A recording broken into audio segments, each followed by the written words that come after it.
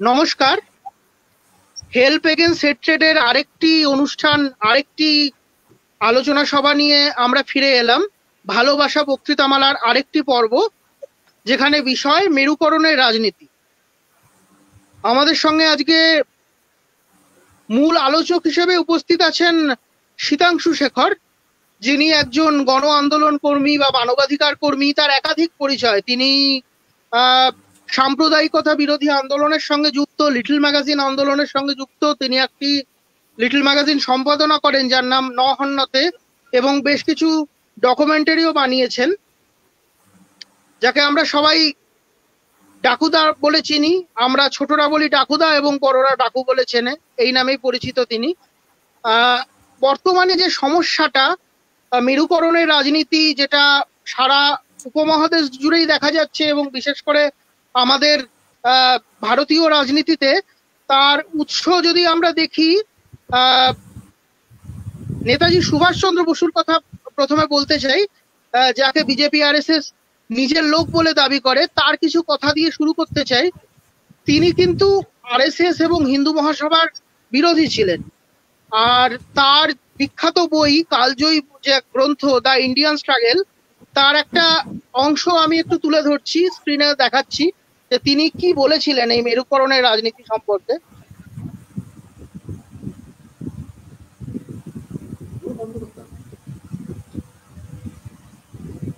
তার বইটার একটা পৃষ্ঠা আমি জাস্ট তুলে দেখাচ্ছি।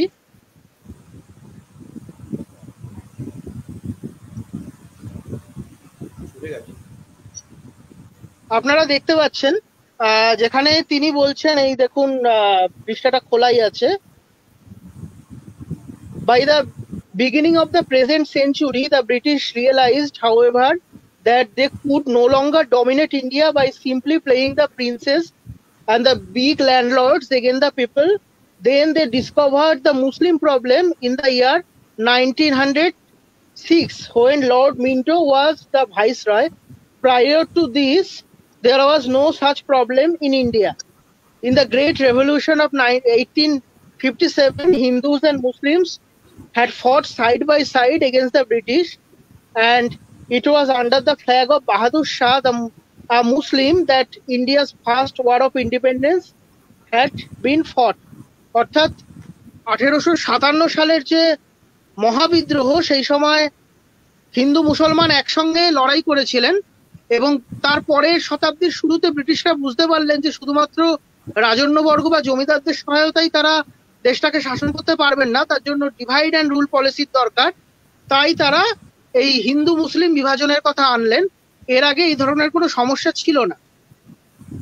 উনি এই লর্ড মিন্টোর শাসনকালের কথা বলেছেন, 1906 সালের কথা বলেছেন, এবং 1909 সালে আমরা জানি যে মরলে মিন্টো সংস্কার, যেখানে সাম্প্রদায়িকতাকে উস্কানি দেওয়া হয়।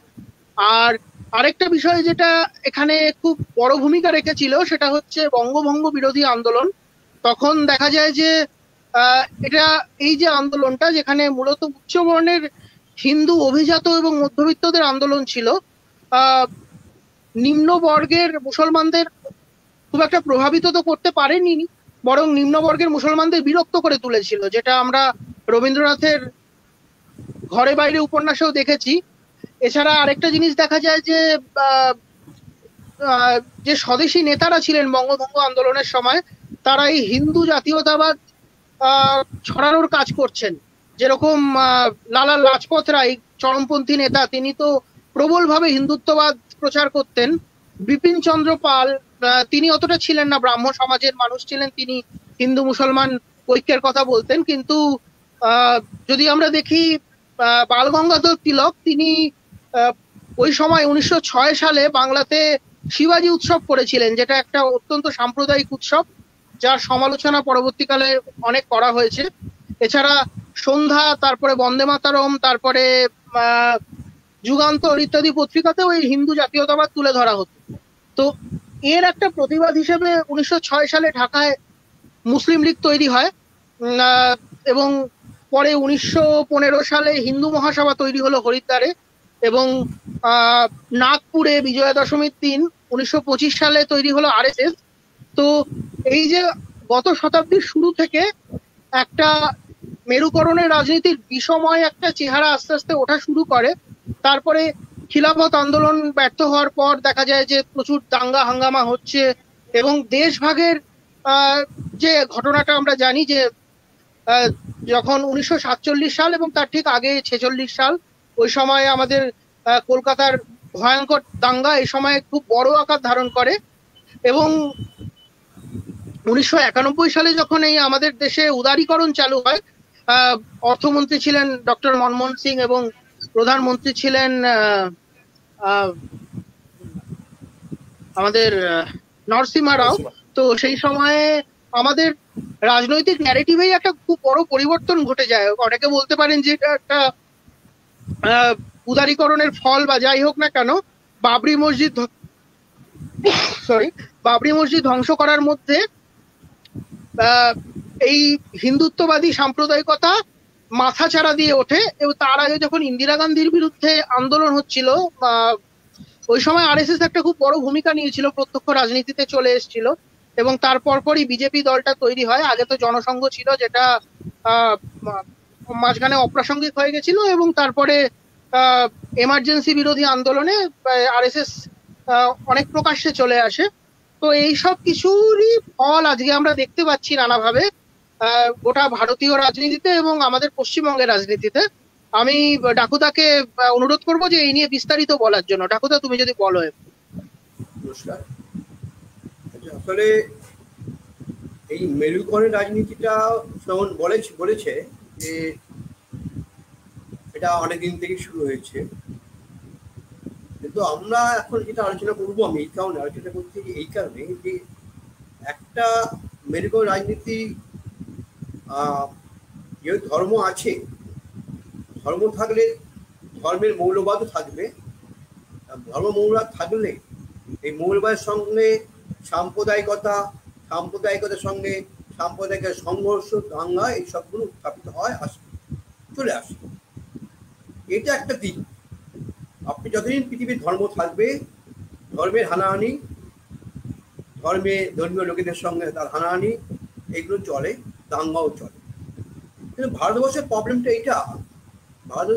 হচ্ছে যে যেহেতু ভারতবর্ষে একটা বিশাল দেশ, এবং এই দেশের মধ্যে একটা বিশাল জনগোষ্ঠী আছে, একটি অন্য ধর্মীয় সম্প্রদায়, একটা বড় ধরনের ধর্মীয় সম্প্রদায়ের মানুষ, যারা আমরা সংখ্যালঘুদের যে একটা সংখ্যালঘুদের যে সম্প্রদায়ের কথা বলি, সেই সম্প্রদায়ের মধ্যে বড় সম্প্রদায়ের দলটি বা সংখ্যাগরিষ্ঠটি সম্প্রদায় হচ্ছে মুসলিম জনগোষ্ঠী। এই মুসলিম জনগোষ্ঠী যেহেতু ভারতবর্ষ ধর্মের ভিত্তিতে ভাগাভাগি হওয়ার ফলে যে রাজনীতিটা ভারতীয় উপমহাদেশে তৈরি হলো, সেখানে এই মুসলিম জনগোষ্ঠী একটা ভারতের রাজনীতিতে এই উপমহাদেশে একটা উপাদান হিসাবে হাজির হল। অর্থাৎ আপনি এই উপাদানটাকে কাজে লাগিয়ে, এই উপাদানটা রয়েছে, যেহেতু হিন্দু ধর্ম রয়েছে, মুসলিম ধর্ম আছে, খ্রিস্টান আছে, জৈন আছে, পার্সি আছে, বিভিন্ন ধর্মের মানুষ আছে, তারা থাকেন। সবসময় যে তারা মারামারি করছেন, হানাহানি করছেন, দাঙ্গা করছেন, বিষয়টা এরকম তো নয়। তারা পাশাপাশি আমরা একসাথে হাঁটছি, খাচ্ছি, থাকছি। আবার কোনো সময়, যেটা আমাদের পরিবারের মধ্যে হয়ে থাকে, বিভিন্ন সময় আমাদের মধ্যে এই হানাহানিটা হয়। আবার নিজেদের শুভবুদ্ধি সম্পন্ন মানুষের আগমনে, তাদের হস্তক্ষেপে এইগুলো মিটে যায়। কিন্তু প্রবলেমটা হয় দাঁড়ানো কখনই, যখন এই উপাদানটাকে রাজনৈতিক কারণে ব্যবহার করা। যেহেতু সেও বলেছে যে সুভাষচন্দ্র বোস তার আগে থেকে কিংবা আরএসএসের জন্ম, এবং সেখান থেকেই রাজনীতি শুরু হচ্ছে, আমরা আজকে দাঁড়িয়ে এই রাজনীতিকে ফেস করতে হচ্ছে এক বিপজ্জনক অবস্থা। ভারতবর্ষে যখন ভাব হয়, তখন যে 46-এর দাঙ্গা, যে আমাদের একটা করুণ স্মৃতি, আমাদের নিদারুণ অভিজ্ঞতা, যে আমাদের দেশের মানুষ সেখান দিয়ে পেরিয়ে এসছে, সেই অবস্থাটা আজকের দিনে আরো দিনে দিনে আরো প্রকট হয়ে দেখা দিচ্ছে, যেটা আমরা পেরিয়ে এসেছিলাম এক সময়। মনে হচ্ছিল বোধহয় দেশটা ভাগ হয়ে গেলে বোধহয় আর বোধহয় আমাদের মধ্যে একটা ঘটবে না, কিন্তু তা ঘটল। দেখা গেল রাজনৈতিক দলের নেতারা, বিভিন্ন রাজনৈতিক দল বিভিন্ন সময় এই ধর্মীয় উপাদানে কাজে লাগাবে। এবারে নির্বাচনে আমরা আসবে এই কারণে আমরা খুব সামনে, মানে আমরা আজকে কোন জায়গায় দাঁড়িয়ে আছি, পশ্চিমবাংলা কোথায় দাঁড়িয়ে আছে, মেরুকরণ রাজনীতির ফলে কোথায় দাঁড়িয়ে আছি, আমরা কি বিপজ্জনক একটা অবস্থার মধ্যে আমরা এসে গেছি, এইটা আমাদের দরকার, জানা দরকার, বোঝা দরকার, এবং একে কিভাবে কমব্যাট করা যায় সেটা দরকার। আপনি এই দাঙ্গা, এই মেরুকরণ রাজনীতি, আমরা অনেক দিন থেকে এটা আমরা আমাদের অভিজ্ঞতা বারবার ফিরে আসছে। বিভিন্ন সময় বিভিন্নভাবে এর বিরুদ্ধে আন্দোলন থেকে আরম্ভ করে কীভাবে করা যায় সেই নিয়ে বিভিন্ন লেখি থেকে আরম্ভ করে সমস্ত কিছু হয়েছে। সাম্প্রদায়িকতা নিয়ে লেখা এ পর্যন্ত ভারতবর্ষে যত লেখা হয়েছে, অন্য কোনো বিষয় নিয়ে লেখা হয়েছে বলে আমার জানা, এবং প্রচুর ঐতিহাসিকরা বারবার দেখাবার চেষ্টা করেছে কিভাবে সাম্প্রদায়িকতা, মৌলবাদ আমাদের সমাজকে হ্রাস করেছে। এইটা কিন্তু স্বাধীনতার পরবর্তীকালে 46 দাঙ্গার পর যে কটা দাঙ্গার নামে সামনে হাজির হয়েছে, যে সমস্ত বিজয় দাঙ্গার নামে করে যেভাবে নিধন হয়েছে, যে বিষয়গুলো সামনে এসছে, তার ফল কত ব্যক্তি, কত আরো মানে কি বলা যায়, মানে আরো বটগাছের মতো একটা বিস্তার সৃষ্টি লাভ করেছে। সেইটাই সমাজের মধ্যে এসে সেই বিষয়টা আমাদের এখন খুব ভাববার বিষয় এবং সেটা ধরার বিষয়। মনে করুন যে যবে থেকে এই যে রাম মন্দির ইস্যুটাকে আনা হয়েছে, এই কারণে বাবরি মসজিদকে ভাঙার মধ্যে আগে থেকে বাবরি মসজিদের মধ্যে রামলালা প্রতিষ্ঠার মধ্যে দিয়ে, তারপর রাজীব গান্ধী তালা খুলে দেওয়ার পর এই বিষয়টা আরো সামনে নিয়ে আসে, এবং RSS এবং পরবর্তীকালে বিজেপি এই বিষয়টাকে যেভাবে ধরে চ্যাম্পিয়ন করে এসছে শুধুমাত্র ক্ষমতা যাবার জন্য। এটা যে বললে মানে বলতে বাধা নেই, বিজেপি RSS এই ধর্মটাকে ব্যবহার করে এবং এই উপাদানটি ব্যবহার করে, এই সাম্প্রদায়িকতার উপাদানটি ব্যবহার করে তার ক্ষমতা যাবার রাস্তা পরিষ্কার করেছে। তার মানে এই নয় যে অন্য দলগুলো ধোয়া তুলসী পাতা। সমস্ত রাজনৈতিক দল, প্রায় সমস্ত রাজনৈতিক দল, ওই সংসদীয় অনিন্দে যারা ঘুরে বেড়ায়, সংসদ ব্যবস্থার মধ্যে যারা রয়েছেন, তারা এই সংসদীয় ব্যবস্থার মধ্যে যাবার জন্য তারা বারবার এই উপাদানটাই কাজে লাগিয়েছে। অথচ ভারতীয় সংবিধান, সুপ্রিম কোর্টের আর্টিক অনুযায়ী এবং নির্বাচনের বিধি অনুযায়ী, নিয়ম বিধি অনুযায়ী আপনি আপনার প্রচারে, আপনার বক্তব্য নির্বাচনকে মধ্যে ইস্যু করা যাবে না, এটা বারবার বলা হয়েছে, এবারেও বলা হয়েছে, এবারেও বিষয়টা এসছে।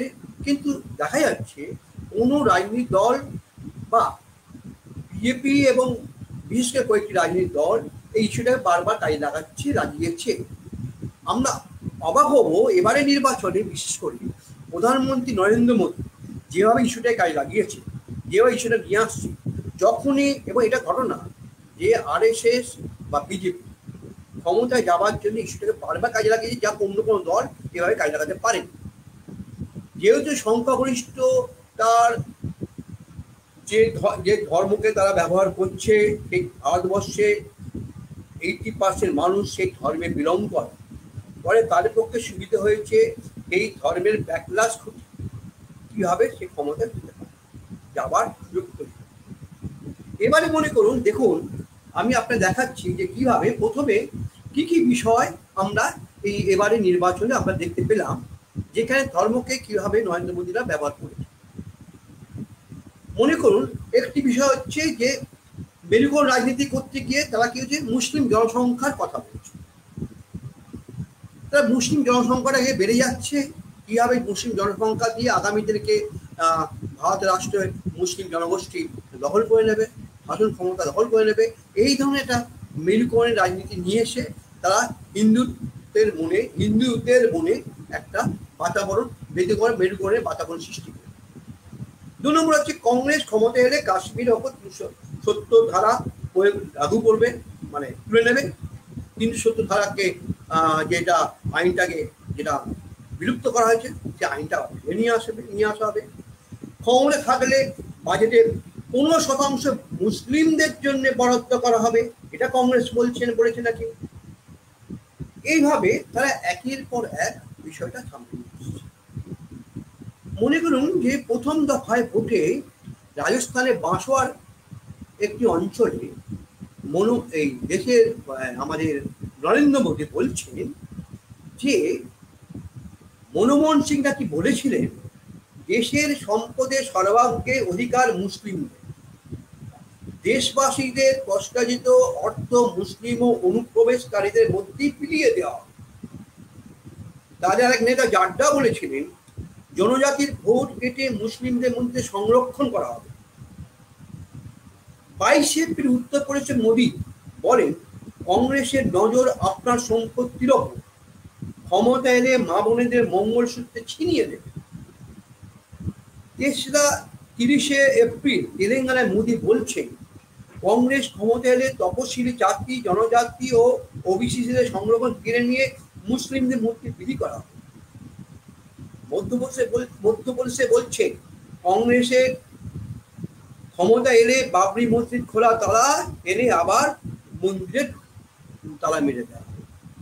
এভাবে একের পর এক এই ধরনের মেরুকরণের রাজনীতির কথা বলছে। অথচ আমরা কি দেখতে পাচ্ছি, মনমোহন সিং কি বলছে এবং সেটাকে কিভাবে মিথ্যাচার করে এই মেরুকরণ রাজনীতি নিয়ে এলে এই নরেন্দ্র মোদী। দেখুন মনমোহন সিং কি বলছেন, আমাদের অগ্রাধিকার স্পষ্ট, কৃষি, সেচ, জল, স্বাস্থ্য, শিক্ষা, তপশিলি জাতি, জনজাতি এবং অন্য অনর্ঘ শ্রেণীর, সংখ্যালঘু, মহিলা এবং শিশুদের জন্য কর্মসূচি। আমাদের পরিকল্পনা করতে হবে যাতে সংখ্যালঘু, বিশেষ করে মুসলিম জনগণ, মুসলমানরা উন্নয়নের সুফল সমানভাবে পায়, এম্পাওয়ারমেন্ট হয়। এই তার জন্য তাদের সম্পদের উপর অধিকার কথা তিনি এম্পাওয়ারমেন্টের ক্ষেত্রে বলেছেন। সেটাকে মোদী বলছেন যে মনমোহন সিং বলছে যে মুসলিমদের জন্য নাকি তার মুসলিমদের মধ্যে সম্পদ বিলি করে দেওয়া। এবং বলতে কি যেটা আরো মারাত্মক কথা বললেন, মুসলিম শব্দ ইউজ করলেন, বললেন সংখ্যালঘুদের সম্পদ বিলি করে দেওয়া হবে, জনজাতির সম্পদ নিয়ে ওদের মধ্যে বিলি করে দেওয়া হবে, তাদের মধ্যে বিলি করে দেওয়া হবে যাদের জনসংখ্যা বেড়ে যাচ্ছে। কাদের জনসংখ্যা বাড়ছে? ভারতের জনসংখ্যা কাদের বাড়ছে এইটা বলতে গিয়ে মুসলিমদের জনসংখ্যা বেড়ে যাচ্ছে, সংখ্যালঘু জনসংখ্যা বেড়ে যাচ্ছে, এই কথাটাকে তিনি হাজির করার চেষ্টা করছেন। অথচ আমরা জানি যে জনসংখ্যা বাড়ে গরিবদের জনসংখ্যা, কারণ গরিবদের জনসংখ্যা বাড়ে তার বিভিন্ন দিক আছে, তার সচেতনতা, তার দায়িত্বতা, শিক্ষা, এইভাবে জনসংখ্যা বাড়ে। কিন্তু জনসংখ্যা বাড়ে এই নয় যে মুসলিম জনসংখ্যা বাড়ে। আপনি এই যে পঞ্চম জাতীয় পরিবার ও স্বাস্থ্য পরীক্ষা একটা সমীক্ষা, পঞ্চম জাতীয় পরিবার ও স্বাস্থ্য পরীক্ষা একটা সমীক্ষা বলা হচ্ছে, এটা কেন্দ্রীয় সরকারের। সেখানে বলা হচ্ছে সব ধর্মের টোটাল ফার্টিলিটি রেট বা টিএফআর, এই টিএফআর বলা হয় একজন মহিলার গড়ে মোট যতগুলি শিশু জন্ম দেন তাকে টিএফআর। এই টিএফআর বলছে যে সব ধর্মের এই টিএফআর, ধর্মের মানুষের মধ্যে এই টিএফআর কমছে, তার মধ্যে মুসলিমদের কমছে। 2019 থেকে 2021 সালে পঞ্চম জাতীয় পরিষদ স্বাস্থ্য পরীক্ষা বলছে জাতীয় টিআরএফ থেকে রিপ্লেসমেন্ট লেভেল অর্থাৎ 2.1 এর নিচে নেমে গেছে। এই টিআরএফ এর 2.1 নিচে নেমে গেছে। 92 সাল থেকে 2019-এ হিন্দুদের টিএফআর ছিল 3.3, অর্থাৎ 1992 সালে ছিল 3.3, সেখান থেকে নেমে আসে 1.9। মুসলমানদের 4.4, 4.4 থেকে নেমে আসে 2.4। অর্থাৎ মুসলমানদের সন্তানের জন্ম হার কমেছে তুলনায় বেশি। অথচ এইটাকে মুজিরা বলছে যে বারবার যে ওরা জনসংখ্যা বাড়ছে। এই এই যে গল্পটা বলে বারবার কেন বলা হয়? বলা হয় যাতে করে হিন্দু জনগোষ্ঠী, হিন্দু সংখ্যাগরিষ্ঠ জনগোষ্ঠীকে একটা ব্যাকলাসের জায়গা দিয়ে, ভয় পাইয়ে দেওয়ার জায়গা দিয়ে নিয়ে যাওয়া। অর্থাৎ একদিকে যেমন প্রচারের মাধ্যমে, বিভিন্ন ভুলভাল প্রচারের মাধ্যমে বারবার বলছে কংগ্রেস 370 ফিরিয়ে নিয়ে আসতে পারে, বলছে কংগ্রেস ক্ষমতার 3 তালা ফিরিয়ে আসতে পারে, আবার চালুরা বলতে পারে, বলছে কংগ্রেস ক্ষমতায় ওদের মানে সম্পদ বেশি বাড়িয়ে। এমনকি ঝাড়খণ্ডে একটি অঞ্চলে দেখা যাচ্ছে যে সেখানকার খ্রিস্টান কমিউনিটি আর মুসলিম কমিউনিটি, এই যে ঝাড়খণ্ডে একটি একটা অঞ্চল, সেখানে এমনিতে প্রচলিত যে ছুটির দিন থাকতো সে রবিবার, এবং সেখানকার জনগোষ্ঠী হয়তো সেই প্রচলিত ছুটির দিনটি চেঞ্জ করে শুক্রবার করা। অর্থাৎ সেখানকার ছুটির দিনটি কবে হবে, রোববার না শুক্রবার, সেটা সম্পূর্ণ বর্তাচ্ছে বা ঠিক করার দায়িত্ব বর্তাচ্ছে সেখানকার জনগোষ্ঠীর ওপর। যেটা অনেকে দেখবেন আপনি মার্কেটে একটা মার্কেটে একটা দিন বন্ধ থাকে, একটা অঞ্চলে একটা দিন তাদের সুবিধা মতো বন্ধ করে হয়, বন্ধ ছুটির দিন রাখা হয়। তেমনি সেখানে করা হয়। মোদি সেখানে ছুটি গিয়ে বলছেন, এই দেখুন কিভাবে খ্রিস্টান এবং মুসলিমের সঙ্গে সংঘর্ষ লাগাবার জন্য, তাদের মধ্যে মেরুকরণ করানোর জন্য তিনি বললেন ছুটির দিনটা চেঞ্জ করবেন। ওখানে গিয়ে বলছেন লাভ জিহাদের মধ্যে হিন্দুদের মেয়েদের স্বীকার করা হচ্ছে, তাকে হিন্দু মেয়েদের নিয়ে ধর্ম চেঞ্জ করা হচ্ছে।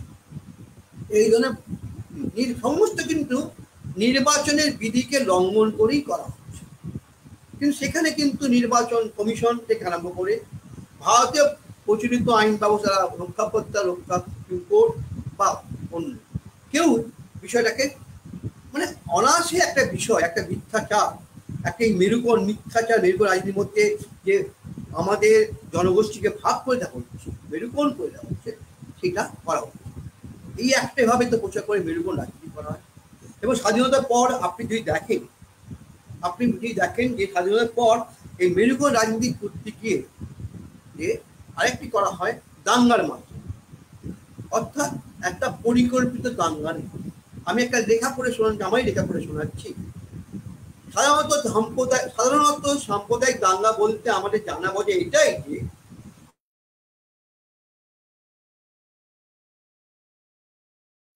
হবে নিজেদের মধ্যে সংঘর্ষ হয়েছে, তা পর্যালোচনা করে দেখা যায়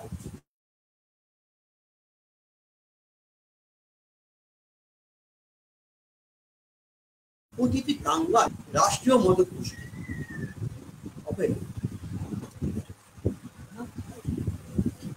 স্বাধীন ভারতের একের পর এক সামরিক দাঙ্গা, যা অর্থ একতরফাভাবে সংখ্যালঘু নিধন।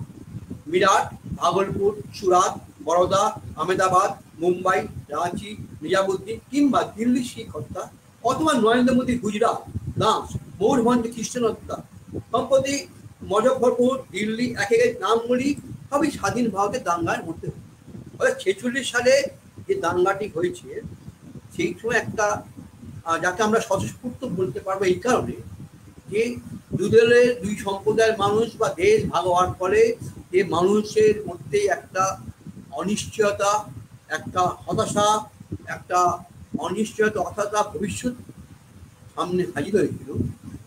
তার প্রেক্ষিতে সেখানে দুই সম্প্রদায়ের মানুষের মধ্যে দাঙ্গা সংগঠিত হওয়া, একে অপরের প্রতি বিতৃষ্ণা, ঘৃণা ও আক্রমণে সংখ্যা ঘটতে পারে, ঘটেও।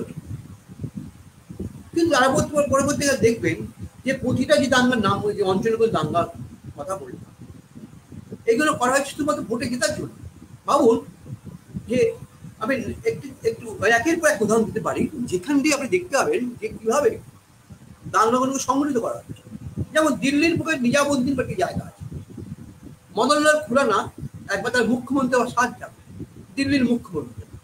আর সেখানে নিজামুদ্দিন একটি অঞ্চলে, এটা বিখ্যাত সুমিত সরকার, ঐতিহাসিক সুমিত সরকার লিখছেন, তার রিপোর্ট থেকে বলছি, এই অঞ্চলে প্রায় 2 লক্ষ লোকের ভোট আছে। ওই মুসলিম অঞ্চলটা কি বস্তি অঞ্চল, একটি বস্তি বলা যেতে পারে। কাগজ কুড়োনো ধরে, মানে গরিব মানুষ কাগজ কুড়িয়ে একটা জায়গায় রাখে এবং সেখান থেকে তারা ওই কাগজকে পরিষ্কার করে, নোংরা কাগজকে দিয়ে ঠিক করে আর জীবন নির্বাহ। সেখানে হঠাৎ ঘোষণা করা হলো ওই জায়গাটি থেকে দেবস্থান, ওই জায়গাটা নাকি কোন দেবী দেবাদিবাই কোন নাকি মাহাত্ম আছে। এই মদনলাল করে এটা বলার পর সেখানে একদিন জায়গাটা দখল করার জন্য, ঠিক বাবরি মসজিদ দখল করার জন্য রেখে দেওয়া হয়েছিল।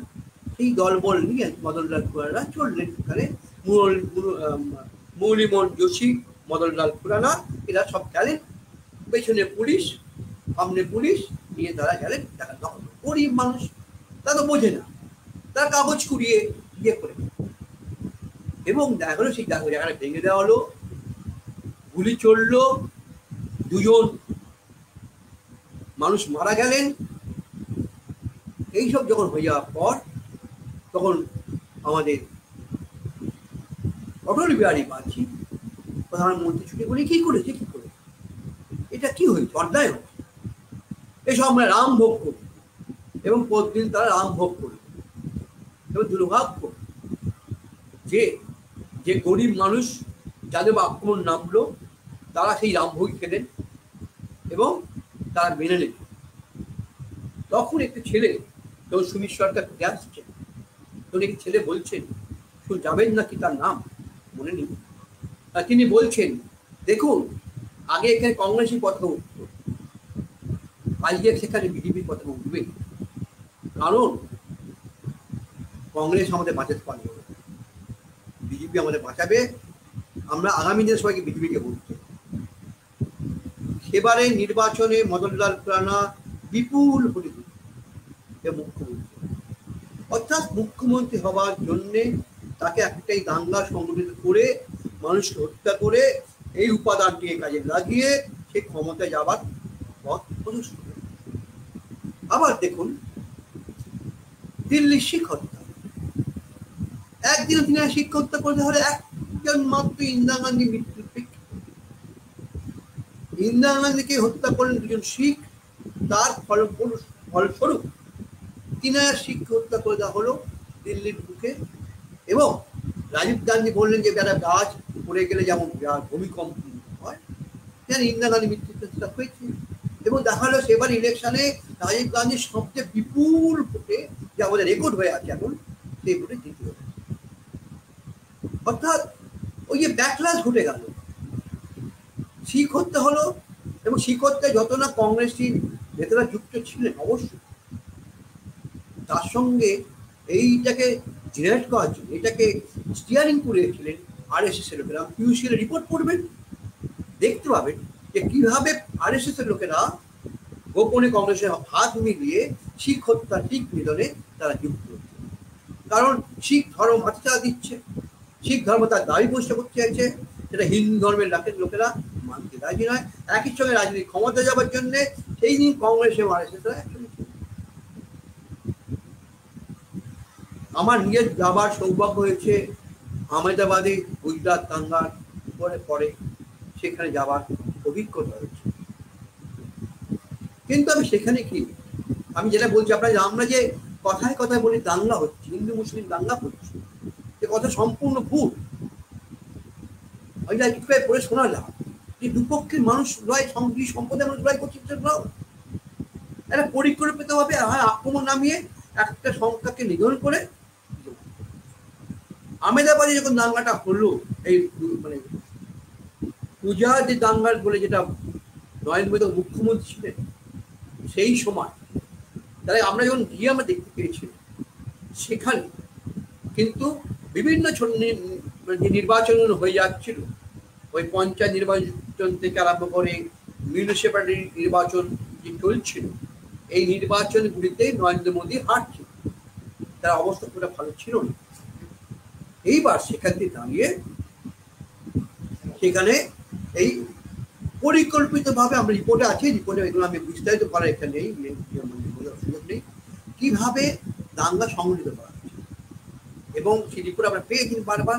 তারপর মুজফ্ফরপুর, তারপর দিল্লি, তারপরে বিভিন্ন, এবং এই যে আহমেদাবাদ, আপনি রিপোর্টে দেখবেন, আমি যখন এই যে খাও আলমরাতে ক্যাম্পে 10,000 লোক রয়েছে, যার কার মা মরেছে, কার বাবা মরেছে, কার বোন ধর্ষিত হয়েছে, কার বাড়ি পড়েছে, এই ধরনের হাত পা ভাঙা অবস্থায়। এবং আমি দেখতে পাচ্ছি ওখানে হর্ষ মান্দার সেখানে তিনি কাউন্সিলিং করতে পারছেন, আমরা সেই সময় গেছি এবং সেখানে কি দেখতে পাচ্ছি আমরা, যেমন আমরা জিজ্ঞেস করতে হবে, আমি ইন্টারভিউ নিয়েছি, আর সেই ইন্টারভিউতে একটি চলচ্চিত্র ডকুমেন্টারি ফিল্ম হয়েছে, তার ইন্টারভিউ আমি নিয়েছিলাম। সেখানে আমরা যখন জিজ্ঞেস করছিলাম যে কারা করেছে, এই কারা করেছে বলতে, ওই 10,000 লোকের মধ্যে আপনি ইন্টারভিউ ছবি দেখেন, এই ছবিটার মধ্যে আপনি দেখবেন নাথিং অফিসিয়াল ছবিটির নাম আপনি দেখলে দেখতে পাবেন যে কোথাও কেউ বলছে না কারা করেছে, বলতে প্রশ্ন উত্তরে বলছেন হিন্দুরা। যুক্তরাষ্ট্রে কি, যুক্তরাষ্ট্রে বজরং দল করছে, শিবসেনা করছে, বঙ্গ পরিবার করেছে, এইসব নামগুলো আছে সমস্ত কোন উপরে হিন্দুরা করছে না বলছে। আমরা চিনলে কি করে, তারা বজরং তারা মাথায় তিলক কেটে হাতে ত্রিশূল নিয়ে জয় শ্রীরাম বলে তারা মাথায় কাপড়ের পেটি মেয়ে তারা এসছে, এবং তারা জানে এই লোক এইভাবে বজরং দল, শিবসেনা, সংঘ পরিবার সমস্ত লোকেরা এইভাবেই থাকে। সেখানে তারা বলছেন যে তারা এটা দেখছে, এবং তারা এও বলছেন যে আমরা যখন পুলিশের হেল্প চাইছি, পুলিশের সাহায্য চাইছি, তখন একটা স্লোগান দিচ্ছে, ওরা দাঙ্গা বাইকা স্লোগান দিচ্ছে, ইয়ে অন্দর কি ফাতা है পুলিশ আমরা সাথ। ভাবুন, পুলিশ, এবং আপনি মিরাট দেখুন, ভাগলপুর দেখুন, গুজরাট দেখুন, আহমেদাবাদ দেখুন, সর্বত্র এই সেনাবাহিনী, আধা সামরিক বাহিনী, পুলিশ, তারা এবং এই হিন্দুত্ব মৌলবাদীদের, সংখ্যাগরিষ্ঠ হিন্দুত্ব মৌলবাদীদের দল, RSS, জনসংঘ, এই সমস্ত দলগুলো, এবং তারা আক্রমণ করছে। ভাগলপুরে কংগ্রেস আক্রমণ করেছে, দিল্লিতে শিখ হত্যা কংগ্রেসকে RSS করেছে। এক সময় এই আক্রমণগুলো করা হয়, করে এরকম করা হয়, দেখা গেলো এই আক্রমণ হলো, এর ফলটা কি হলো? আমি আগে বলতে কি নিজামুদ্দিন দাঙ্গা দেখিয়েছি কিভাবে, আপনারা দেখতে পেলেন যে কিভাবে দাঙ্গা হওয়ার পর ভোটটা ওইদিকে চলে গেল। ঠিক দেখুন আহমেদাবাদে যে নরেন্দ্র মোদী অবশ্য নড়বড়ে ছিল, তিনি বিপুল ভোটে জিতেছেন। কারণ কি বলা হচ্ছে, ওই মুসলিমরা প্রতিহিংসা নেবে, ওই মুসলিমরা আক্রমণ করেছে, ত্রাতা হিসাবে রইলেন নরেন্দ্র, ত্রাতা হিসাবে রইলেন এই হিন্দুত্ববাদীরা। এইভাবে ব্যাকলাস করে সমস্ত হিন্দু ভোটটা একদিন চলে গেল মুসলিম বলে। আহমেদাবাদে মুসলিম ভোট কম, মাত্র 9% মুসলিম আছে, কিন্তু 9% মুসলিম করে আক্রমণ করে তাদেরকে এই ব্যাকলাস হবে। এমনকি আমরা যে হোটেলে ছিলাম, মজার ব্যাপার, যে হোটেলে ছিলাম, হোটেলের মালিক হচ্ছে মুসলিম, কিন্তু সাইনবোর্ডটি আছে হিন্দু, মা কালী হোটেল বা শ্রী দুর্গা হোটেল, মুসলিম মালিক আর শ্রী দুর্গা হোটেল কেন? এই প্রশ্নের জবাব যেটা বলো যে এখানে বারবার দাঙ্গা হয়, কিছু হলে দোকানদার উপর আক্রমণ হয়, কোথায় কিছু হলে দোকানের উপর আক্রমণ হয়, যখন বুঝতে না পারার জন্য আমরা নামগুলো চেঞ্জ করি। এই নামগুলো চেঞ্জ করতে রক্ষা পাইনি। আমরা গিয়ে দেখলাম এক সারিতে মনে করো 5টা দোকান আছে, মধ্যে 2টো দোকান, 3টে দোকানের মাঝে মাঝে 2টো মুসলিম দোকান আছে, এবং দেখা সত্যি সত্যি ওই 2টো মুসলিম দোকানই ভেঙে দেওয়া হয়, 3 দোকানের উপর আক্রমণ হয়নি। কারণটা হচ্ছে এইটা, আমরা আবিষ্কার করেছিলাম, আমরা অনুসন্ধান করে দেখেছিলাম যে ওই দাঙ্গা সংঘটিত হবার আগে 1 মাস আগে মিউনিসিপ্যালিটি থেকে সমস্ত ট্রেড লাইসেন্স দিয়ে বার করে কোন দোকানদার মুসলিম আর কোন দোকান হিন্দু এইগুলো বার করে নিয়ে আসা হয়েছে, এবং সেটা সামানা বলে একটা ওখানকার স্থানীয় পত্রিকা সেটা বেরিয়েও যায়, সেই জায়গা থেকে দোকানগুলো আক্রমণ। অর্থাৎ দেখুন তাহলে পরিকল্পিতভাবে পরিকল্পনাভাবে রাষ্ট্র, পুলিশ এবং এই সংঘর্ষিত শক্তি মিলে আক্রমণ নামাচ্ছে এবং ভোটের জেতার রাস্তা খুঁজছে। এইভাবে অর্থাৎ একদিকে প্রচার করে ইয়ে করে মানুষের ব্যাকলাস ঘটিয়ে ভয় পাইয়ে দিয়ে করা হয়, আবার একদিকে দাঙ্গা সংগঠিত করে ব্যাকলাস ঘটিয়ে মানুষের হিন্দু ভোটটি একদিকে। কারণ পশ্চিমবাংলায় দেখুন 27% মুসলিম বাস করে। তার আগে একটা কথা বলে নিন যে রাষ্ট্র, পুলিশ যদি না চায় তাহলে কোনো দাঙ্গা সংগঠিত করতে পারে। এই উদাহরণ দিয়েছেন আমাদের যতই তারা লালু প্রসাদ যাদব।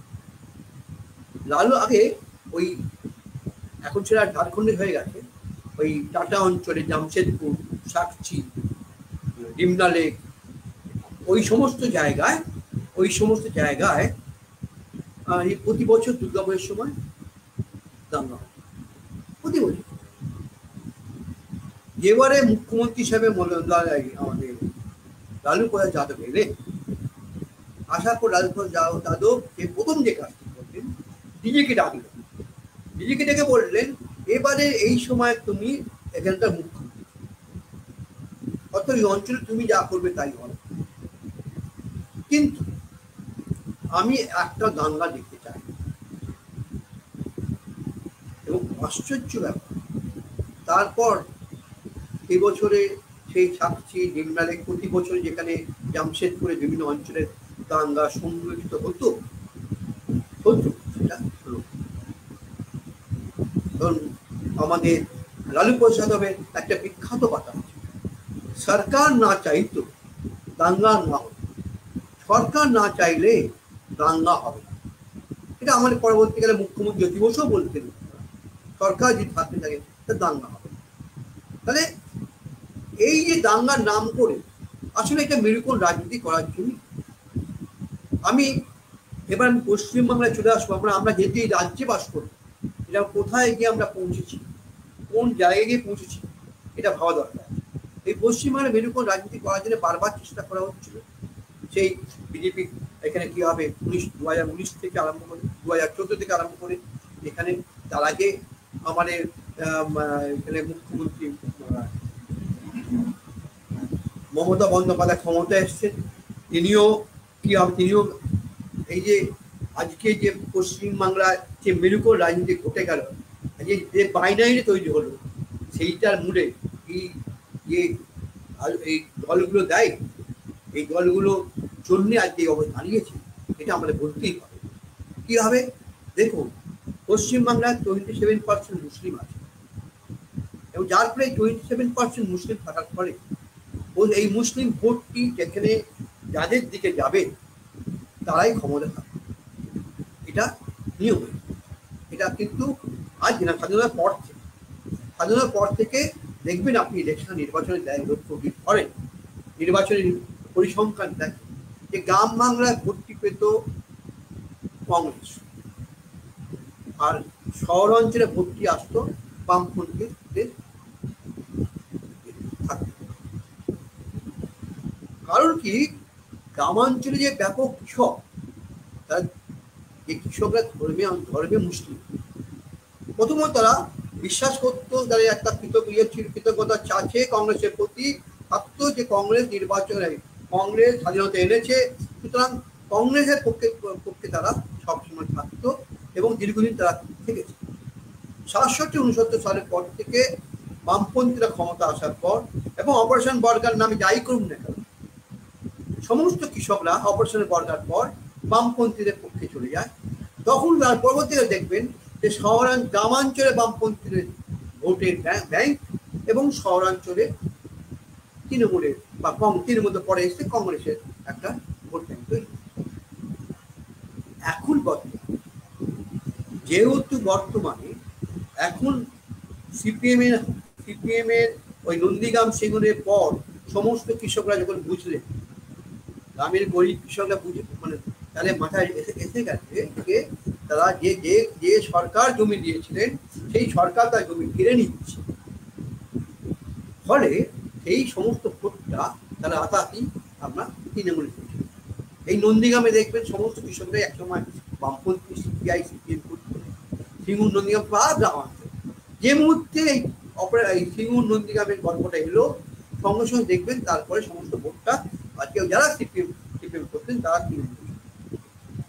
আজকে সারা পশ্চিমবাংলার এবার নির্বাচনে পরিষ্কার দেখা যাচ্ছে যে সারা বাংলার পশ্চিমবাংলার গ্রামাঞ্চলে ব্যাপক হারে ভোটটি তৃণমূলে দিয়ে গেছে। যেহেতু একটা অবশ্যই যে ইনসিকিউর জায়গা থেকে, অনিশ্চয় জায়গা থেকে সংখ্যালঘুদের সবসময় শাসক শ্রেণীর পক্ষে থাকার একটা প্রবণতা থাকে, যার ফলে এবারেও তাই হয়েছে সমস্ত কৃষকদের ভোটটা তারা তৃণমূলে দিয়ে গেছে। এবং আরও মারতে পারে আছে মেনে করুন যে শহরাঞ্চলে মিউনিসিপ্যালিটি থেকে আরম্ভ করে পৌরসভা থেকে আরম্ভ করে এবং কলকাতা 147টি বোধ হয় ওয়ার্ডে, 52টি ওয়ার্ডে বিজেপি এবং সমস্ত পৌরসভায় মধ্যে বিজেপি এগিয়ে আছে। অর্থাৎ এবারে পশ্চিমবাংলার নির্বাচনে পরিষ্কার আড়াআড়িভাবে মেরুকরণ ঘটে গেল, যা আমাদের পক্ষে একদিকে তৃণমূলের অপশাসন, তার অত্যাচার, তার আক্রমণ, ওদিকে কেন্দ্রীয় সরকারের ফ্যাসিবাদী এই আচরণ, আক্রমণ, সারা দেশ জুড়ে যে আক্রমণ নামিয়ে আনছে, সঙ্গে পশ্চিমবাংলার এই সরকারের বৈদান্তিক আচরণ, এর ওই বাইনারির মধ্যে জনমন দুটো ভাগ হয়ে গেছে। একদিকে তৃণমূলের সঙ্গে আছে গ্রামীণ কৃষকরা, সংখ্যালঘু সম্প্রদায়, অন্যদিকে শহরে হিন্দুগণের বিরাট অংশ চলে গেছে বিজেপির দিকে। এবং আরো মারাত্মক জায়গা আছে, এই দুদিন আগে মমতা বন্দ্যোপাধ্যায় তার ওই বাঙালি জাত্যাভিমান এই প্রশ্ন সামনে নিয়ে আসছে, এটা আরেকটা বিপজ্জনক জায়গা দাঁড় করিয়েছে আমাদের।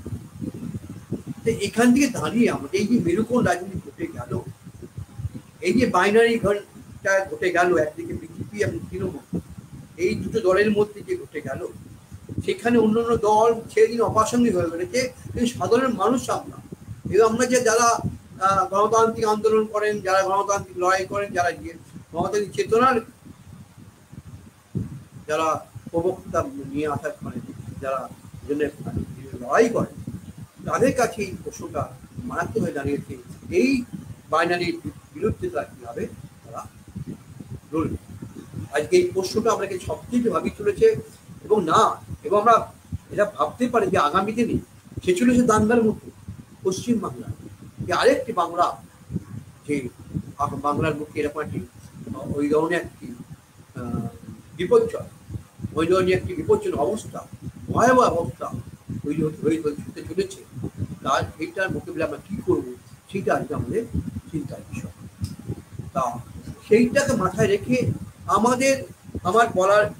আমার বলার বিষয় হচ্ছে এটাই যে আমাদের একটু ভাবতে হবে, চিন্তা ভাবনা করতে হবে এখানে দাঁড়িয়ে আমরা কীভাবে মানে যারা গণতান্ত্রিক আন্দোলন করেন, যারা আমরা সুস্থ সমাজের কথা বলি, সুস্থ সেকুলার এবং একটা মানে বৈষম্যহীন একটা সমাজের কথা চিন্তা ভাবনা করি, একটা চুক্তিবাদী বিজ্ঞান মনস্ক সমাজের কথা চিন্তা করি, একটা সাম্প্রদায়িকতা বিরোধী, কুসংস্কার বিরোধী, অপসংস্কৃতি এর বিরুদ্ধে যে আমরা যে দীর্ঘদিন যে আমরা যে লড়াই করে আসছি, এই ধারার কাছে একটা চ্যালেঞ্জ হিসেবে দাঁড়িয়েছে যে আগামী দিনে আমরা কীভাবে এটার মোকাবিলা করব।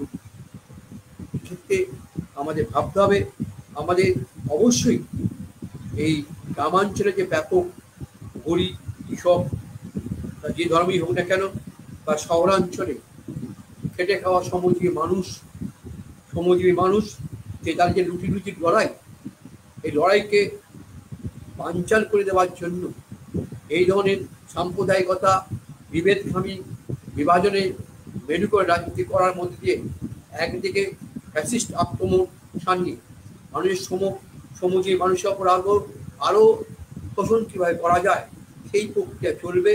অন্যদিকে আপনি কীভাবে আরেকটি যে লুম্পেন স্বৈরতান্ত্রিক শাসন ব্যবস্থা চলছে এই পশ্চিমবাংলার বুকে, অন্যান্য জায়গায় তো বিভিন্ন বিষয় ঘটছে, পশ্চিমবাংলার বুকেও এটা আরও আমাদের কাছে আরও মারাত্মক হয়ে দেখা দিয়েছে। সেইটা নিয়ে আমাদের অবশ্যই ভাবতে হবে। আমি আশা করি আগামী দিনে এই বিষয়ে চর্চা হবে, আরও মানুষের আমাদের কাছে এই মাইনারি ভেঙে এই মেডিকেল রাজনীতির বিরুদ্ধে আরও কীভাবে আমরা মোকাবিলা করতে পারি, তার জন্য আমরা আরও বেশি করে কীভাবে সচেষ্ট হব সেই লক্ষ্যে আমরা এগোতে হবে। আপাতত এই কথা বলেই আমার বক্তব্য শেষ করছি। আপনারা ভালো থাকবেন। এখনই শেষ করার কিছু নেই, আরো কিছু প্রশ্ন যদি দর্শকদের থাকে আমি অনুরোধ করছি, দর্শকদের যদি কোনো প্রশ্ন থাকে আপনারা কমেন্ট বক্সে লিখতে পারেন, আমরা সেই প্রশ্ন আজকের যিনি বক্তা শীতাংশু শেখর ডাকোদা তার কাছে পৌঁছে দেব। এবার আমার ব্যক্তিগতভাবে আমি যে শুনছিলাম একটা বিষয় আমি জানতে চাই, সেটা হচ্ছে তুমি যেটি শেষ করলে সেখান থেকে আমি একটা প্রশ্ন করছি যে এই মেরুকরণটাকে ভাঙা যায় কি করে, বা এই যে সাম্প্রদায়িকতা রাজনীতি তার তো সমস্যাটা তুমি বললে অবশ্যই খুব সুন্দর করে অনেকক্ষণ ধরে, তার সমাধানটা কি হতে পারে সেটা যদি সংক্ষেপে একটু বল। দেখুন,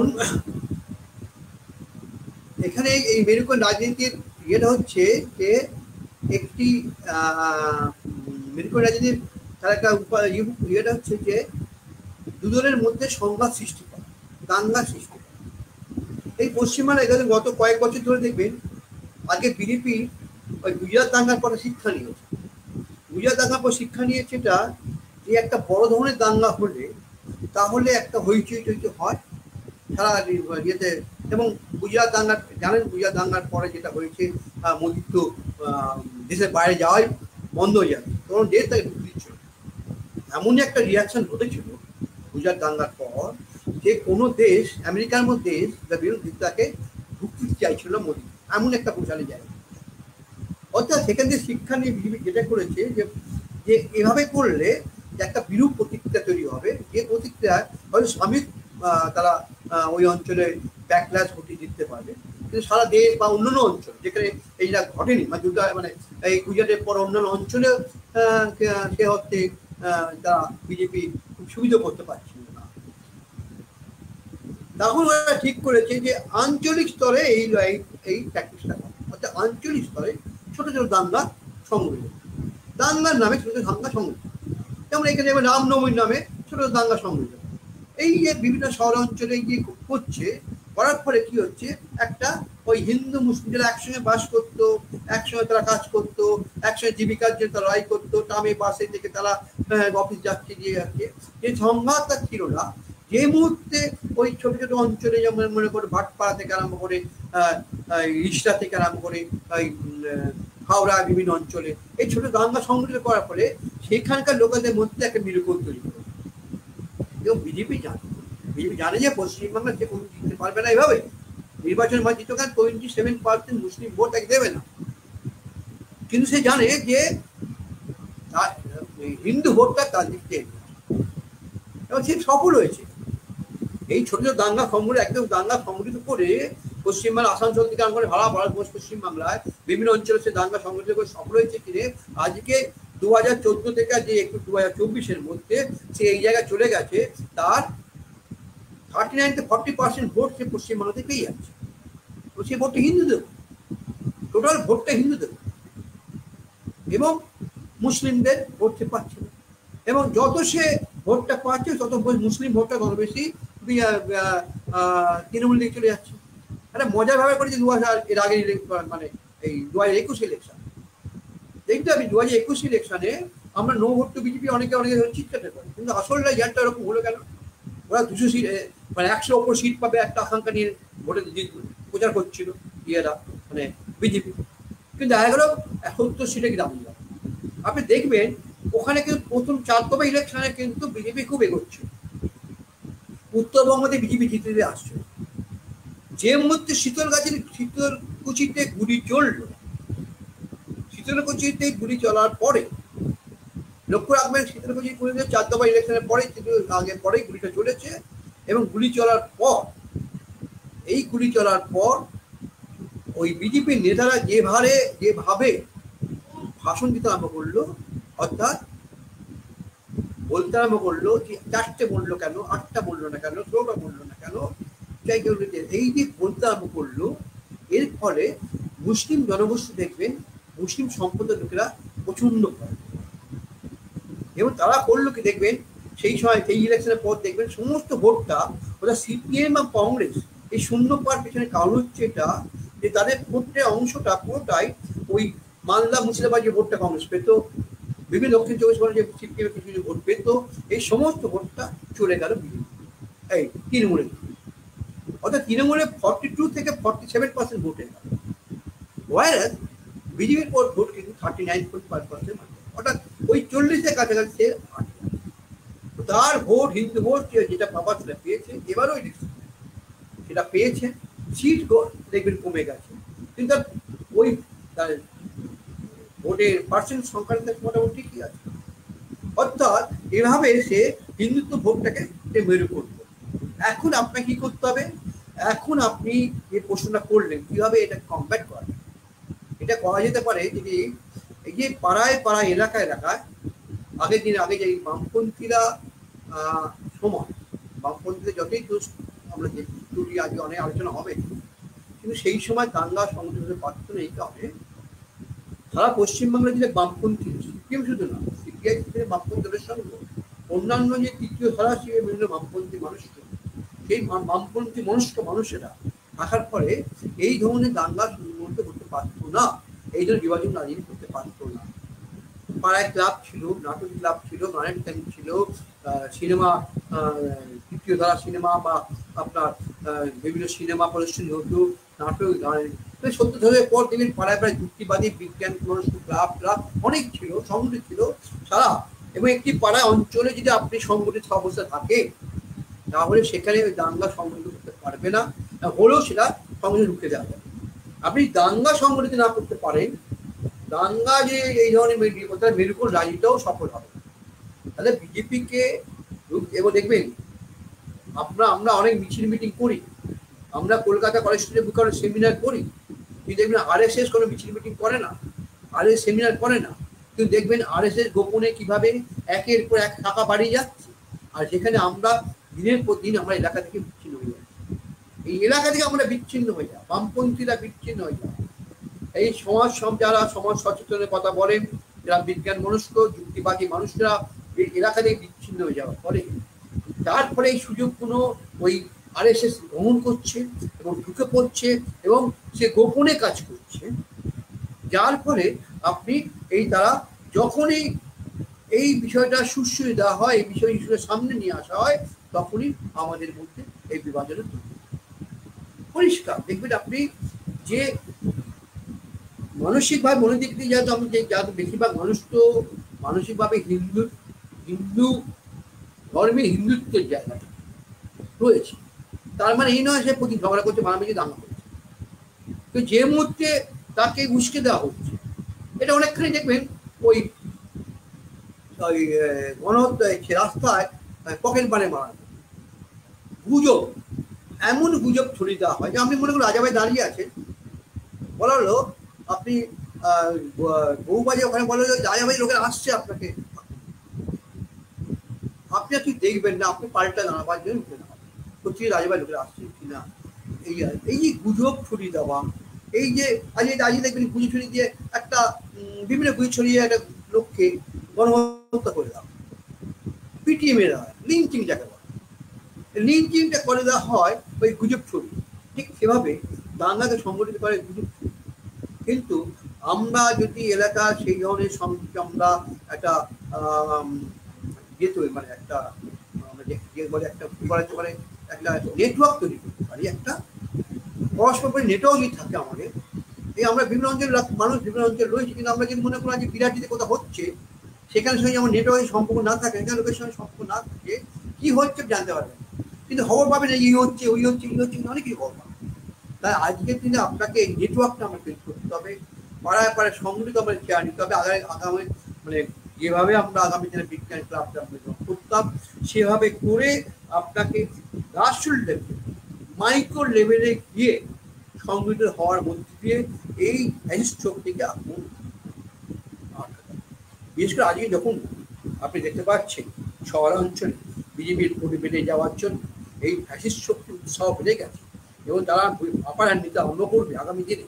এই আপার হ্যান্ডকে মোকাবিলা করার জন্য আপনি যদি এলাকায় সংগঠিত না হন, তাহলে হয় আপনি মার খাবেন, আর নয় আপনাকে এলাকায় থেকে চলে যাবে। আপনাকে কি করার, আপনাকে বাঁচবার জন্য, নিজেকে বাঁচবার জন্য, অন্য লোককে বাঁচবার তো দূরের কথা, নিজেকে বাঁচবার জন্য আপনাকে নিজেকে নিজের এলাকায় সংগঠিত হতেই হবে। এই ছাড়া কোনো অন্য কোনো পথ নেই। এটা কারণ আপনার পাশের লোকটি, আশেপাশের লোকটি এখন ফ্যাসিস্ট শক্তির সমর্থন হয়ে যাবে। মাথা রাখবেন, একদিন আমরা আন্দোলন করতাম, শাসক শ্রেণী দেখতাম হয়তো কংগ্রেস ক্ষমতা আছে, সেই সামনে আজকে বামপন্থীরা আছে, কংগ্রেস তো বামপন্থী আজকে বামপন্থীরা আছে, আপনি লড়াই করছেন বামপন্থীর সঙ্গে কংগ্রেসের লড়াই। তারপরে আপনি দেখছেন সেই তৃণমূলে আপনার আমলে এসে দেখছেন তৃণমূলের ক্ষমতা আছে, সঙ্গে আপনি যে লড়াই করবেন আপনার জোট সঙ্গী হিসাবে বিজেপি চলে আসবে। মানে আপনি একে আপনি অ্যালাউ করতে পারবেন না, কিন্তু আজকে যে কোনো তৃণমূলের আক্রমণ, শাসকের আক্রমণের প্রতিবাদ করতে গেলে এই শক্তিতে আপনি সামনে হাজির হবে। আপনি হয় তাকে নিতে হবে, আর নিতে গেলেই আপনি ফ্যাসিবাদের চক্রে বুঝে করবেন। তাহলে আপনাকে দুটো শক্তির বিরুদ্ধে ফাইট করতে হবে। একদিকে আপনার হাত দিয়ে ঠেলে রাখতে হবে আরএসএসকে, ফ্যাসিস্ট শক্তিকে, আরেকদিকে হাত দিয়ে আক্রমণ নামাতে হবে, আক্রমণের শাসকের আক্রমণ, তৃণমূলের আক্রমণের বিরুদ্ধে আপনাকে লড়তে হবে আরেক হাতে। এইটাকে ব্যালেন্স, এইটাকে লড়াইটা মানে যাই না, এটা মনে হয় যদি আমরা মাইক্রো লেভেলে সংগঠিত হতে পারি, এলাকায় আমরা সংগঠিত হতে পারি, দাঙ্গা রুখে দিতে পারবো। আমি বলতেই পারি কথা স্পষ্ট করে বলছি, প্রতিটি পাড়ায় যদি একটি করে ক্লাব থাকে, সেই অঞ্চলে দাঙ্গা হবে না, এটা নিশ্চিত। কিন্তু এই লড়াইটা আমাদের সেখান থেকেই করতে হবে। ওইখানে আপনাকে বলতে হবে আপনার গণতান্ত্রিক অধিকার, গণতান্ত্রিক অধিকার, আপনার যে অধিকার সংবিধানে দেওয়া হয়েছে, সেই অধিকারের জন্যে আপনাকে লড়াইটা চালিয়ে যাওয়ার জন্যে মাইক্রো লেভেলে লড়াই সংগঠিত করতে হবে। এছাড়া উপায় এখন আমার। আচ্ছা, এই প্রসঙ্গে আমার আরেকটা জিজ্ঞাস্য, সেটা হচ্ছে যে সমাজের নিচু তলার মানুষের সঙ্গে যত সহজে ফ্যাসিবাদী শক্তি সম্পর্ক বা নেটওয়ার্ক তৈরি করতে পারছে, এই মুহূর্তে বামপন্থীরা সেটা পারছে না। বামপন্থী বলতে বিভিন্ন সংসদীয় বামপন্থীদের কথাও বলছি, এবং যারা সংসদীয় রাজনীতির বাইরে আছে তাদের কথাও বলছি। তো এর কারণটা কি? কারণ ফ্যাসিবাদীরা আমরা যেটা জানি যে তারা তো মূলত সমাজের উঁচু তলার মানুষের দল, এবং সেই সঙ্গে বামপন্থীদের কাজই হচ্ছে যে সমাজের যারা কৃষক, শ্রমিক, সর্বহারা, তাদের সঙ্গে সম্পর্ক গড়ে তোলা, তাদের মধ্যেই যোগাযোগ বৃদ্ধি করা। সেখানে বামপন্থীরা পারছে না কেন, ফ্যাসিবাদীরা সফল হচ্ছে কেন? এই নিয়ে তুমি যদি কিছু বলো। এটা পরিষ্কার, এটা তো সুমিত সরকার খুব সুন্দর লেখা বলেছে। সুমিত সরকার ওইটা সুমিত সরকার বলেছে যে আরএসএস পাড়ায় পাড়ায় শাখা খুলছে, আর বামপন্থীরা খালি সেমিনার করছে। অতএবটা আরএসএস পাচ্ছে, বামপন্থীরা পাচ্ছে না। আসলে আমরা যে বামপন্থীর কথা যাই বলছি, আমরা হয়তো বললাম যে আপনাকে প্রথমে যে তাকে যেতে হবে, সেই একটা নিচুতলা মানুষের তার অভাব অভিযোগ থেকে আরম্ভ করে নিত্যদিনের যে যন্ত্রণা, সেখান দিয়ে সে লড়ছে, সেখান দিয়ে বেঁচে থাকার চেষ্টা করছে, সেখানে আপনাকে দেখতে গেলে তাকে যদি বলা হয় যে তোমার এই যন্ত্রণার মূলে ওই লোকটা, মনে করি একটা ভালো উদাহরণ আছে, দেখে শুনছিলাম যে একজন বস্তির মানুষ, সে বলছে আরে তাকে, সে বলছে তেলের দাম বেড়ে যাচ্ছে, আর তেলের দাম, পেট্রোল দাম বাড়ছে। তো একজন লোক কি বলছে, সমস্যা আরএসএস, সে কি বলছে পেট্রোল দাম বেড়ে, তোমার কি গাড়ি আছে? তোর তো গাড়ি নেই, তেলের দাম বেড়ে তোমার কি? তোমার তো গাড়ি নেই, তোমার তেলের দাম বেড়ে তোমার কি? তোমার বরঞ্চ দেখো তোমার তেলের দাম যাদের বাড়াচ্ছে সেই গরিবের টাকা নিয়ে তোমাকে ওই ওই তোমাকে সাহায্য করছে, তোমাকে উজ্জ্বলা দিচ্ছে, তোমাকে রান্নাঘরে গ্যাস দিচ্ছে, এটা কি ভালো না? ওদের কাছে টাকা নিয়ে তোমাকে দিচ্ছি। সে লোকটি বললো হ্যাঁ তাও তো বলো, আমাকে সেটা বিশ্বাস করে গেল। এবার মনে করি একটি পরিচারিকা বাইরে চাকরি কাজ করতেন, ভদ্রমহিলা, পরিচারিকা বাড়ির কাজের পর রাত্রিবেলা সিরিয়াল দেখতে সেই বাড়িতে বসে সেই গৃহকর্ত্রীর সঙ্গে। তা গৃহকর্ত্রী একদিন দেখলেন যে সে আসছে না, বেশ কিছুদিন আসছে না, মানে আসছে না মানে কি কাজ করেই চলে যাচ্ছে, ওই সিরিয়াল আর দেখছেন। তখন জিজ্ঞেস করলো কি অমুকের মা, তুমি আর সিরিয়াল দেখো না কেন, তুমি চলে যাও কি? বললো আরে দিদি, আমাদের পাড়ায় আমাদের দিদি মমতা দিয়ে একটা টিভি দিয়েছে, সে আমার টিভি দেবে, আর আমি ওইখানে আসি না। মমতা দিদি কত ভালো, এই যে সে একটা টিভি পেয়ে গেল।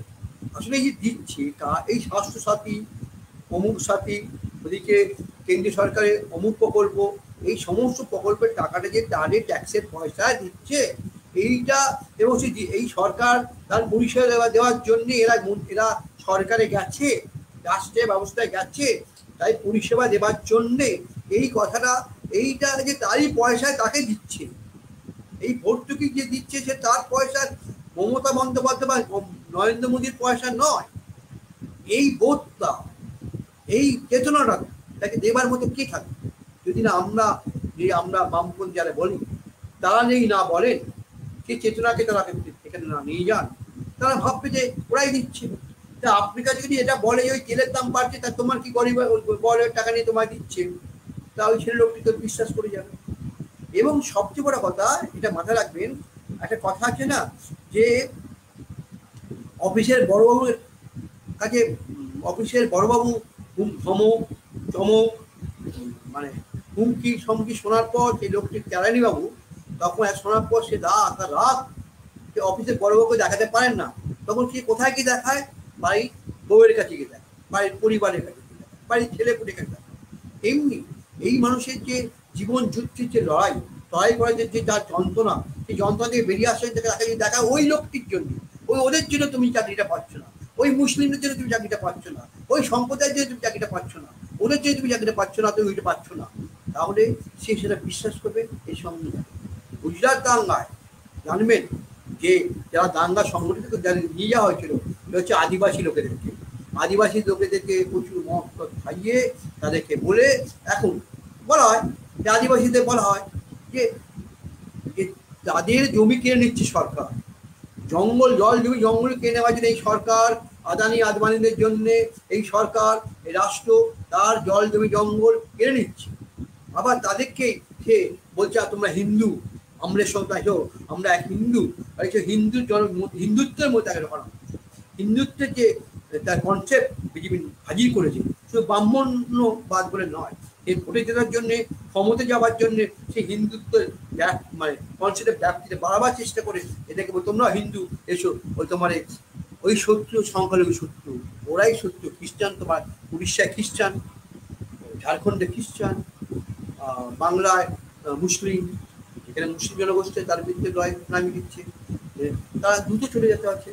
সে এবং মাথায় রাখবেন যে তেলেঙ্গানার সময়, তেভাগা আন্দোলনের সময় এই গ্রাম বাংলার লোকেরাই তো লড়াই করেছিল, মানে তেভাগা আন্দোলন করেছিল, কিন্তু তারপরে সেখানে কিন্তু দাঙ্গা সম্মিলিত করতে পারেনি।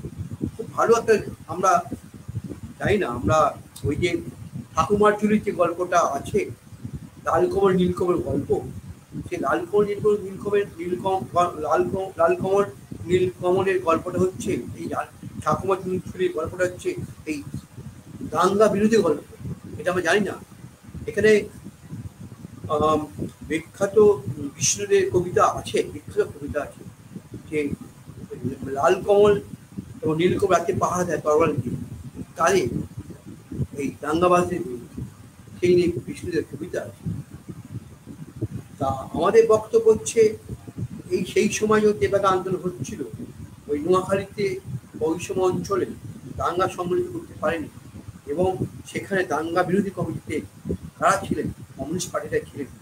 লালকমল সেন, যিনি বিখ্যাত কমিউনিস্ট নেতা, তিনি শহীদ হয়েছিলেন সেই ওই তেভাগা আন্দোলনের সেই সময়।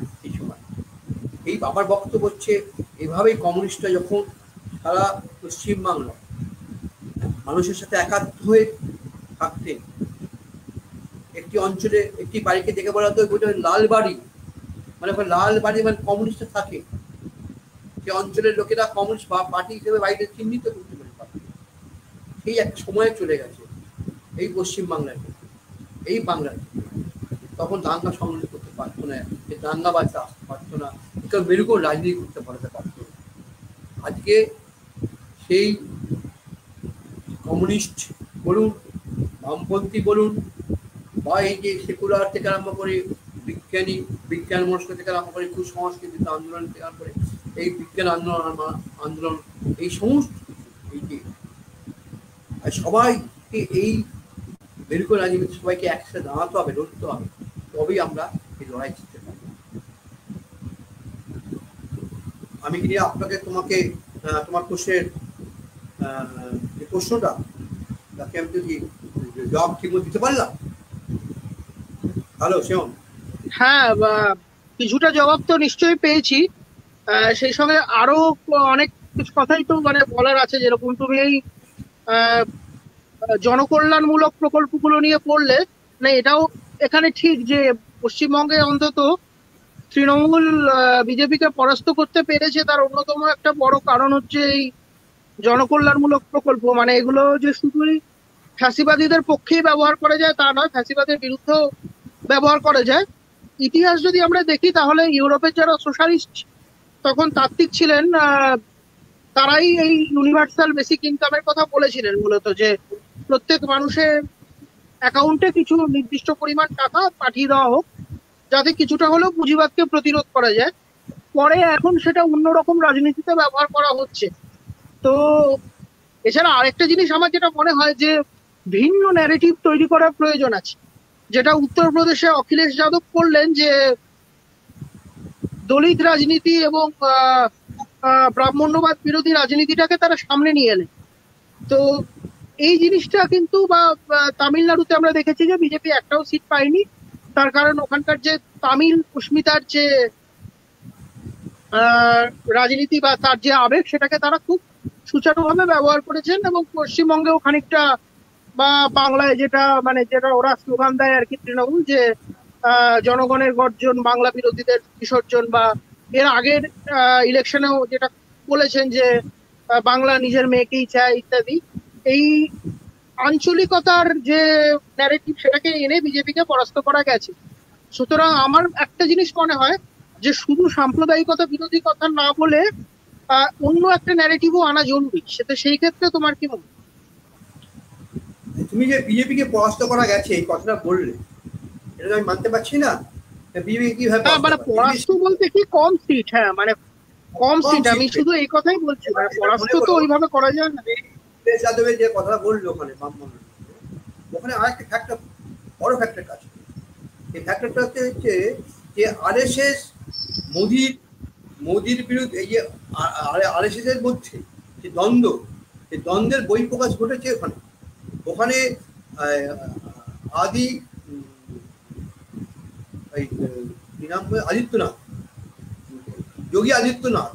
যোগী আদিত্যনাথ এবং সেখানে আরএসএস লোকেদের ক্ষোভ, এই ক্ষোভের প্রতিফলন ঘটেছে, যার ফলে আরএসএস সে অর্থে উত্তরপ্রদেশে সে অর্থে তারা সক্রিয় হয়নি। এবং তারা যে ওই আরএসএস এর যে ভোট ব্যাংককে যারা নিয়ে সংগঠিত করে নিয়ে আসার যে প্রক্রিয়াটা, সেটা এবারে তারা করেনি, ইচ্ছে করে। এটা একটা জানা যাচ্ছে। অর্থাৎ মোদিকে শিক্ষা দাও, আবার মোদিকে হাতে দাও, এটা নয় যে এখানে আমার উল্লিখিত হবার কোনো কারণ আছে। পুরোটাই আরএসএস যে কন্ট্রোল করছে, ডিরেক্ট করছে, এবং তার প্রতিফলন ঘটছে। এবং পশ্চিমবাংলা যে আরএসএস এই দুটো, এই মেরুকরণের রাজনীতিটাকে, এই বাইনারিটাকে, যে তৃণমূল এবং বিজেপি, এই দুটোকেই সে কন্ট্রোল করছে। এবং সারা ভারতবর্ষের মুখে এই আরএসএস যে তার সাংগঠনিক শক্তি দিয়ে, কারণ সে নিয়ন্ত্রণ করছে। একমাত্র ভারতবর্ষে এই মুহূর্তে ক্যাডার বেস পার্টি বলতে, সর্বভারতীয় পার্টি বলতে যাকে বোঝায়, সেটা হচ্ছে আরএসএস। এবং ফ্যাসিবাদের যেটা মূল অস্ত্র, সে একটা তার সংগঠিত শক্তি, একটা রেজিমেন্টেড পার্টি থাকা দরকার, এটা আরএসএস আছে এবং সেখান থেকে সে কন্ট্রোল করছে এবং সে তার সঙ্গে তার ক্যারিজমাটিক লিডারশিপ যেমন দরকার, নরেন্দ্র মোদীকে দরকার, আবার নরেন্দ্র মোদীকে নিয়ন্ত্রণ করার জন্য তাকে শিক্ষা দেওয়ার তার দরকার। তো আজকে যে উত্তরপ্রদেশে কম সিট পাওয়া এবং উত্তরপ্রদেশে এই যে বিজেপি এই যে মানে এই এত কম সিট পেল, তার অন্যতম কারণ অবশ্যই যে আরএসএস এর ভূমিকা, আরএসএস কিভাবে নিয়ন্ত্রণ করে এটা বুঝতে হবে।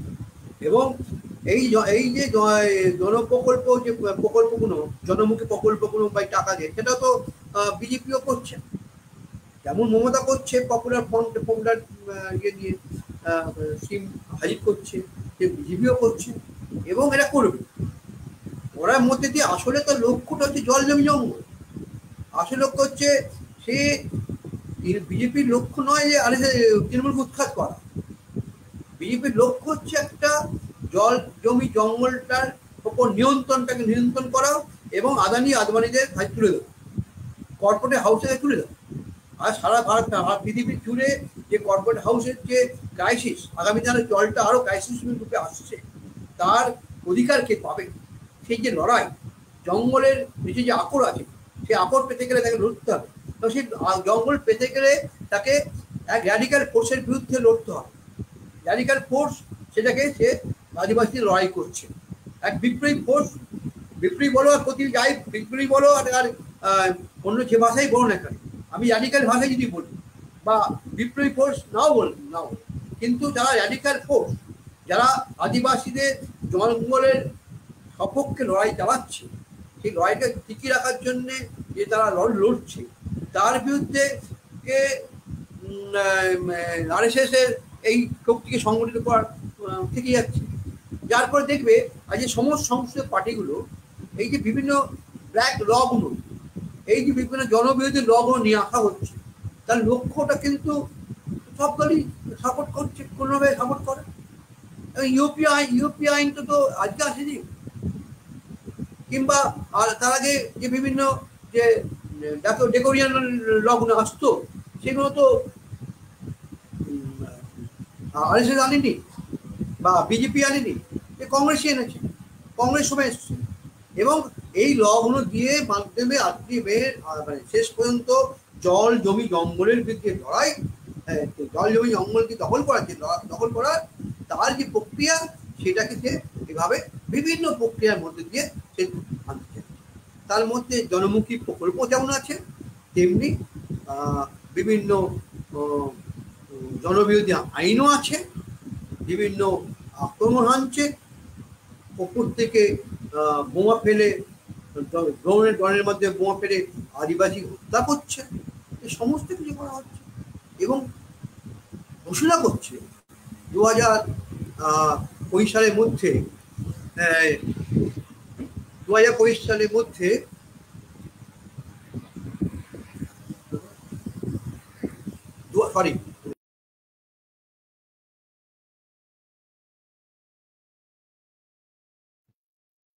কোনো কারণে ডাকুদার সংযোগ বিচ্ছিন্ন হয়ে গেছে। দেখছি যদি উনি ফিরে আসেন তো ভালো, আর একটু আলোচনা চালানো যাবে। তার আগে আরেকটা কথা বলে নি আমাদের হেল্প এগেইনস্ট হেট্রেড সম্পর্কে, যে আমাদের এই সংগঠন বা গোষ্ঠী এখনই সংগঠনের পর্যায়ে ব্যাপারটা যায়নি। আমরা কিছু বন্ধু মিলে এই উদ্যোগটা নিয়েছি মূলত ঘৃণার বিরুদ্ধে কিছু কর্মসূচি চালিয়ে যাওয়ার জন্য। আমরা সবাই যেটা যে নিয়ে এই আলোচনা সভাটা আর কি, যে সারা ভারতে মেরুকরণের রাজনীতি, তার বিরুদ্ধেই আমাদের এই উদ্যোগ। এবং আমরা প্রতি মাসে যেরকম আলোচনা সভার আয়োজন করি, আমরা হিস্টোরিক্যাল ওয়াকেরও আয়োজন করতে চলেছি। এই পুজোর আগেই আমরা একটা হিস্টোরিক্যাল ওয়াক করব, যেটা হবে কলেজ স্ট্রিট এবং কলাবাগান অঞ্চল, তার যে অজানা ইতিহাস সেটা নিয়ে আমরা তারিখ এবং সময় জানিয়ে দেব। আর এটা যেহেতু কোনো বাণিজ্যিক উদ্দেশ্যে করা হচ্ছে না, তাই একটা ন্যূনতম মূল্য ধার্য করা হবে, খুবই সামান্য একটা মূল্য, এবং যারা ছাত্র বা পড়ুয়া তারা বিশেষ ছাড় পাবে। আমরা বিস্তারিতভাবে পুজোর আগে সেটা জানিয়ে দেব। যাই হোক, ডাকুদার সঙ্গে যখন সংযোগ আর করা যাচ্ছে না, আমাদের অনুষ্ঠান এখানেই আমরা শেষ করছি। পরের বক্তৃতা নিয়ে আমরা আগামী মাসে আবার হাজির হব। ধন্যবাদ সবাইকে।